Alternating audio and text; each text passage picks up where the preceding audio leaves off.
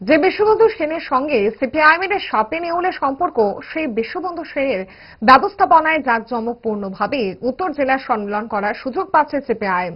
বিশ্ববন্ধু সেনের সৌজন্যতার প্রতিদান দিতে দেরি করেননি সিপিআইএম দলের জেলা সম্পাদক অমিতাভ দত্ত। প্রসঙ্গত, ধর্মনগর পৌর পরিষদের কাছে সিপিআইএম এর তরফে আগামী 30শে ডিসেম্বর বিবেকানন্দ সার্ধ শতবার্ষিকী ভবনের হল চেয়ে অনুরোধ জানানো হয়েছিল, কিন্তু পুরো কর্তৃপক্ষ তার নাকচ করে দেন, কারণ এর আগে হলটি বুকিং করে রেখেছে বিজেপি।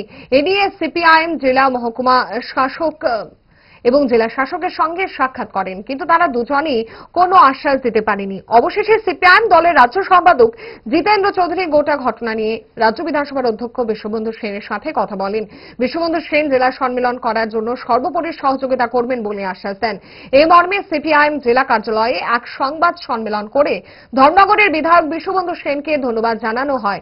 সিপিআইএম উত্তর জেলা সম্পাদক অমিতাভ দত্ত ধন্যবাদ জানান এবং আমাদের পার্টির সেক্রেটারিও বলেছেন, ঠিক আছে, যদি একদিন পরেও যদি সেখানে আমাদের সম্মেলন করবার জন্য অনুমতি দেয় ধর্মনগর পৌর পরিষদ, এক্ষেত্রে যদি আপনিও ভূমিকা নেন, সেটা রাজনীতির স্বার্থে একটা নতুন দৃষ্টান্ত নজির সৃষ্টি হইতে পারে, সেই জন্য ভূমিকা নেন। মাননীয় অধ্যক্ষ সাহেব প্রতিশ্রুতি দিয়েছেন যে 31 তারিখ যদি অন্য কোনো অসুবিধা না থাকে, তাহলে 31 তারিখ যাতে সেখানে করা যায়, সেই জন্য তিনি উদ্যোগ নেবেন।